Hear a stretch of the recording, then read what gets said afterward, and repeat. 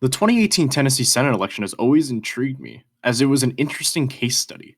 Would it be possible for a former popular and centrist Democratic governor to win in a decently red state against a staunchly Trump aligned opponent when Trump wasn't on the ballot? Even though we know the results of the election already, let's take a look to see if Phil Bredesen really had a chance to win.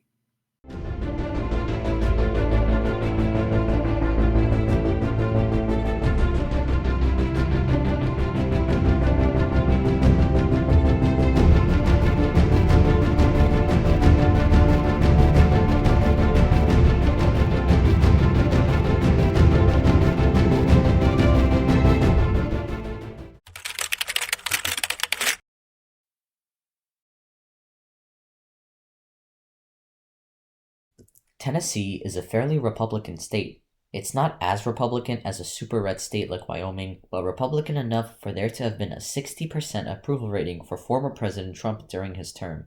In 2016, Donald Trump won the state of Tennessee by 26 points, and by a similar 23 points in the 2020 election. 78% of the state's population is white, and 17% of the population is black. And despite Tennessee having a pretty significant black population, it's not enough to override the conservative foundation that Tennessee has. Phil Bredesen's ads were aimed at the working people of Tennessee. All of his ads ended with, quote, "I'm applying for the job." This appeals to the working class and builds a better connection with the workers of Tennessee. As a centrist campaigning in a Republican state, it was crucial for Bredesen to establish himself as bipartisan and someone who was willing to work with both parties. He said that he will work with Trump if he put up a good offer. Most of his ads were targeted towards moderates and Republicans, the voters that would have led him to victory in such a state. Bredesen also emphasized that he would not be supporting Schumer, the then minority leader of the Senate, and that he was a different kind of Democrat. And as any candidate would, Phil Bredesen emphasized his achievements as governor, particularly those that might attract conservatives, such as fixing TennCare, not raising the income and sales tax, and claiming that he crossed party lines, like saying he repealed driver licenses for illegal immigrants. Part of his campaign involved calling Marsha Blackburn to establishment, saying he was something different and was not a, quote, swamp creature. Overall, Phil Bredesen's campaign strategy was pretty good. It would have been better if he directed it more towards Republicans considering the final results, and he definitely needed more targeting towards suburban and urban voters. He would do well with rural voters since he reached out to this working class and his further right social stances. Marsha Blackburn had been a staunch conservative, including being a member of the Tea Party movement and Trump-supporting congresswoman. Throughout the campaign, she attached herself very closely to President Trump.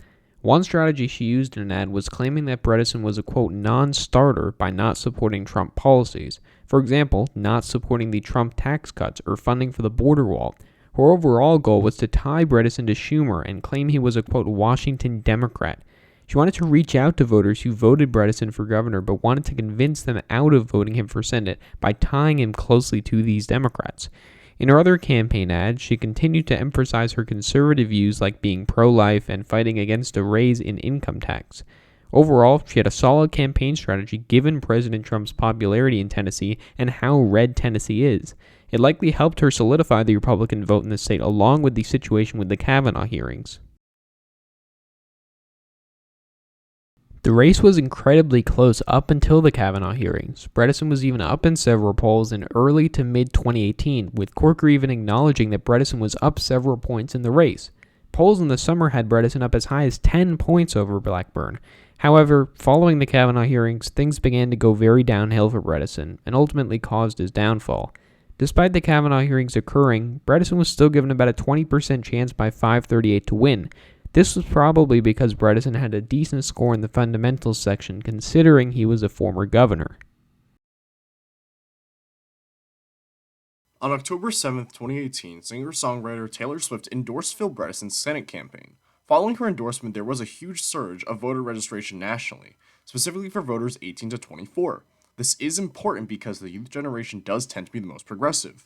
Specifically in Tennessee, there were 2,144 new voter registrations.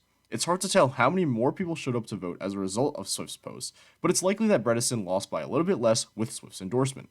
A few days later, in an interview with Fox News, Blackburn addressed the endorsement by claiming that people would care more about the endorsement of other organizations, like the NRA or Chamber of Commerce, than Taylor Swift's endorsement.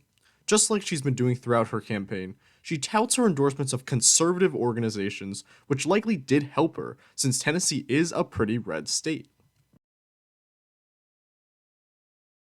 So how did the final results of the Tennessee Senate election in 2018 turn out? Well, as you can see, and as most of you already know, Republican Marsha Blackburn had a pretty decisive victory in this state of 10.8 points, almost 11 points, which in our categorization is a likely.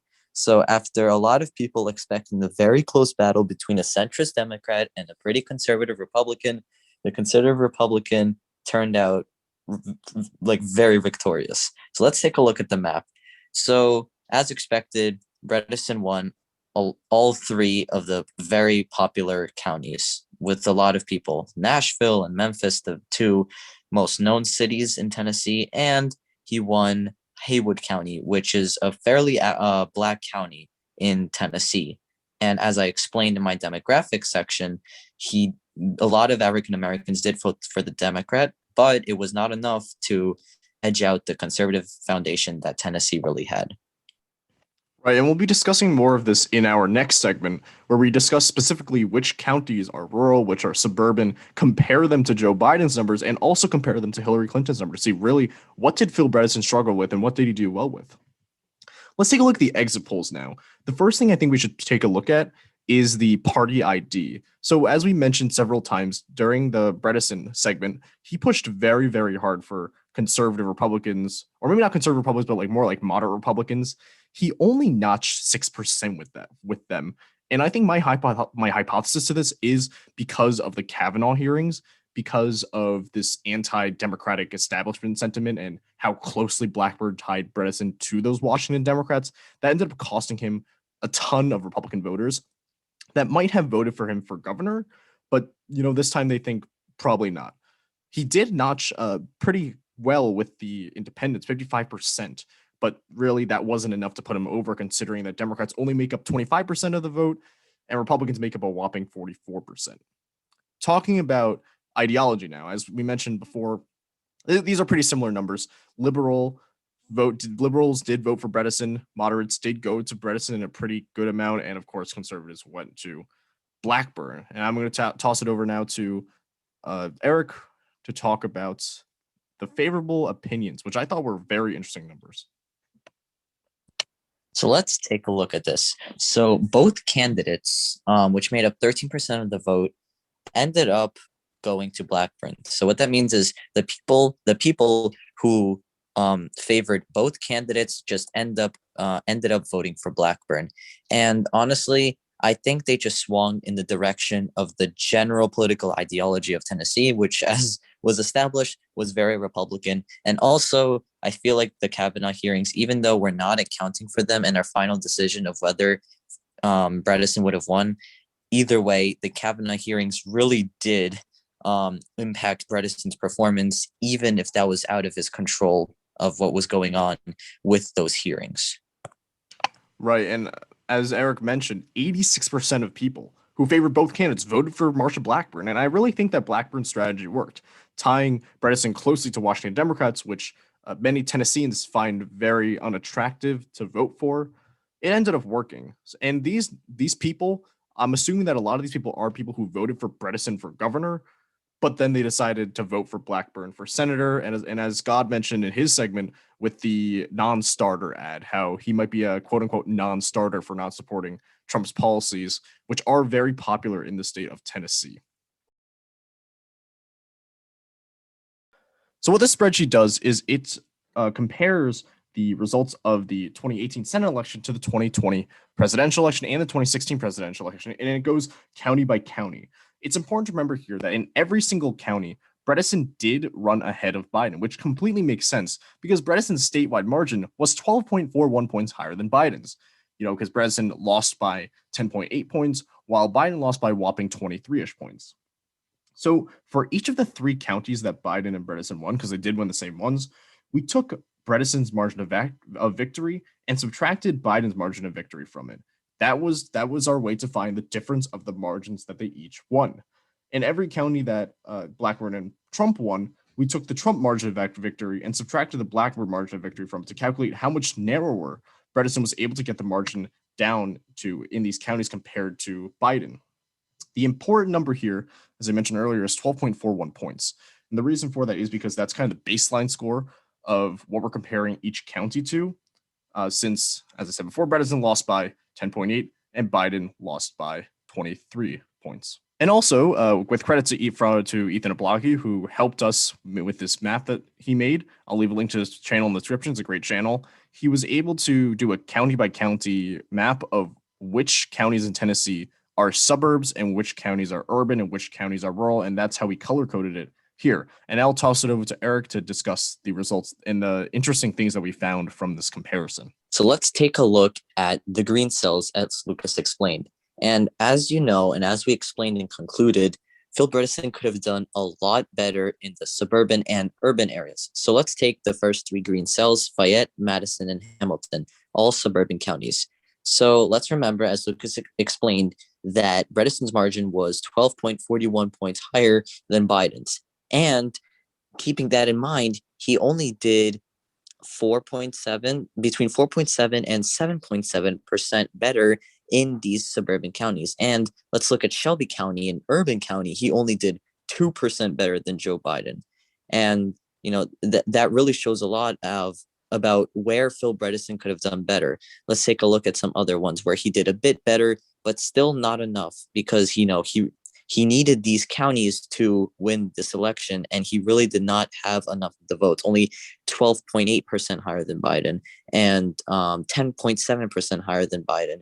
But as we know, this was not enough to overcome Marsha Blackburn's victory that really came from the plethora of Republican counties that really led her to the victory. All of the urban counties from where Memphis and Nashville are were really not enough to get Bredesen to the victory.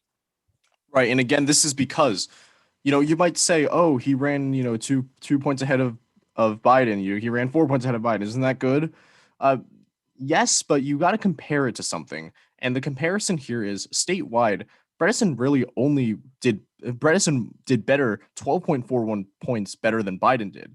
But he compared to Biden in the suburbs, which makes sense because Biden is known for being very good at the suburbs.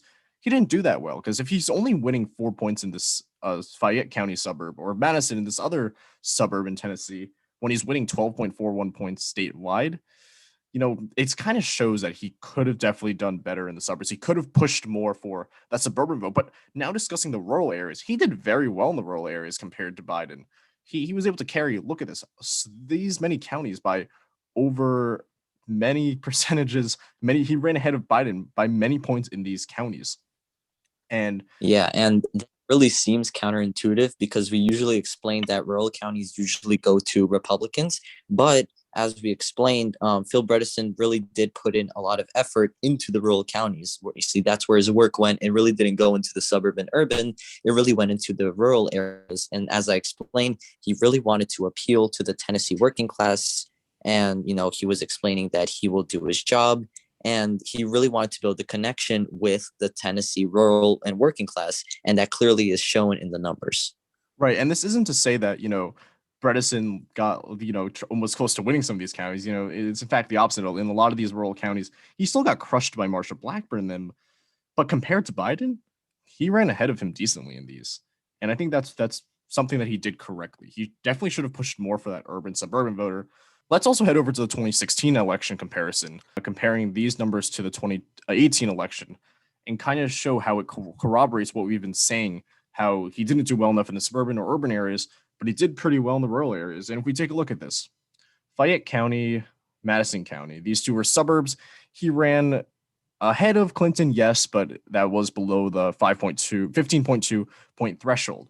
And now you might be saying, but there are some suburban counties that Phil Bredesen ran quite a bit ahead of.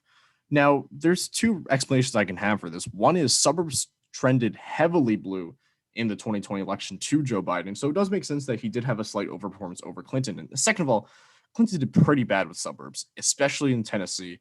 She did very bad in the state of Tennessee, very bad in suburbs. So it makes sense that Bredesen did have a slight overperformance. And actually, number 3 as well is Gary Johnson. Gary Johnson actually did decently some of these counties, notching as high as 5% of the vote in some of these counties.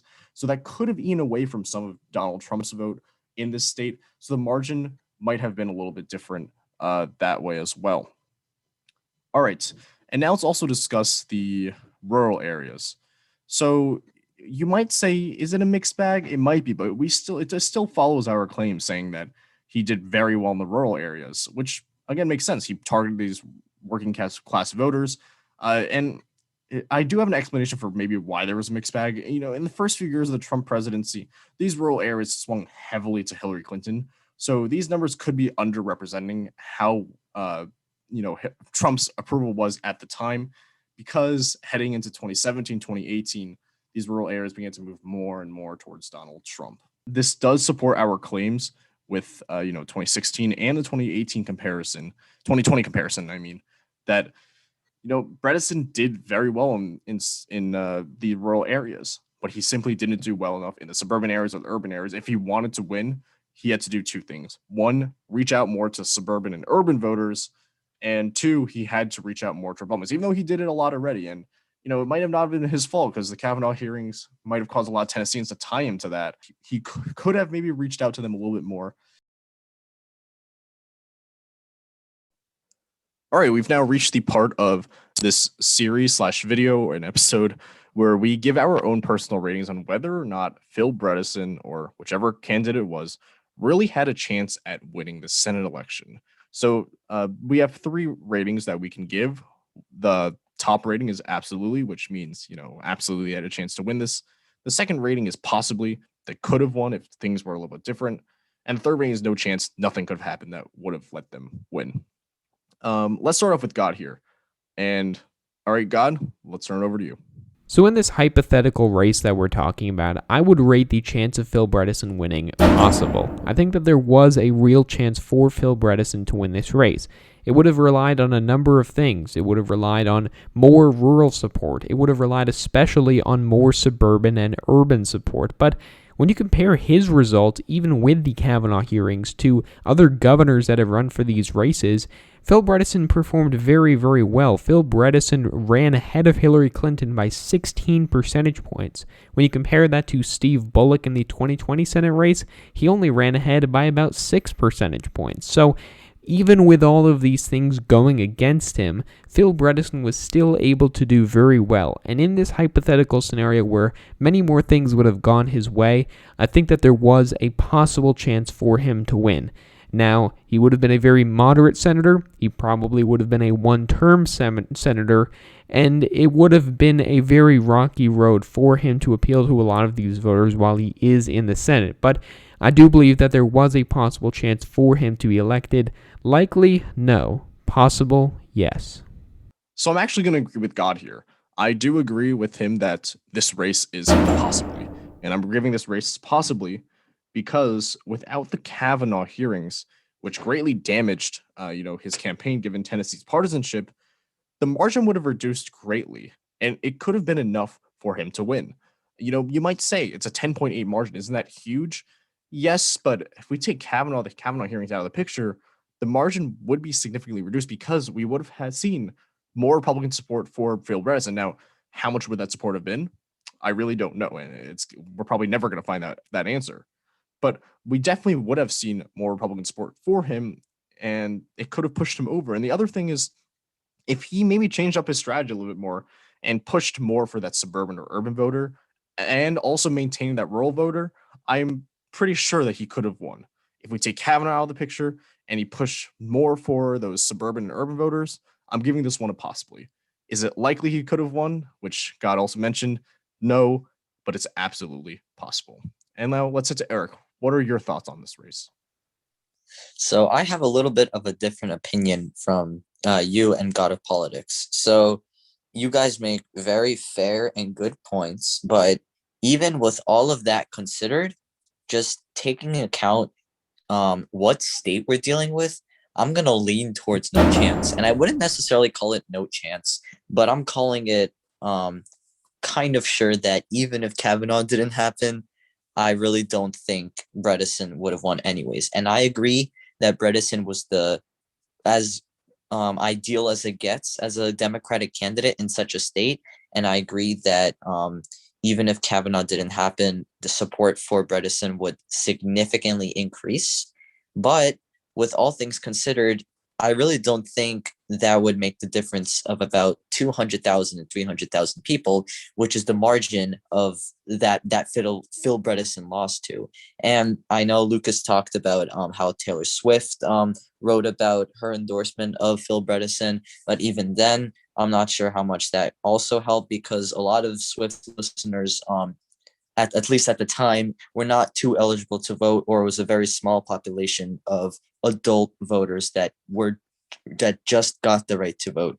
So in my opinion, I think with all things considered, I don't think Phil Bredesen could have edged out Marsha Blackburn. Yes, it would have been a lot closer. I'm not saying that, but also we have to consider that, this is a very Republican state of Tennessee. And yes, usually following the rules of it's a blue wave because Donald Trump was president as a Republican, I still don't think that Bredesen would be able to edge out Marsha Blackburn just because of, Donald Trump supporting Marsha Blackburn and campaigning for her, and just the composition of Tennessee.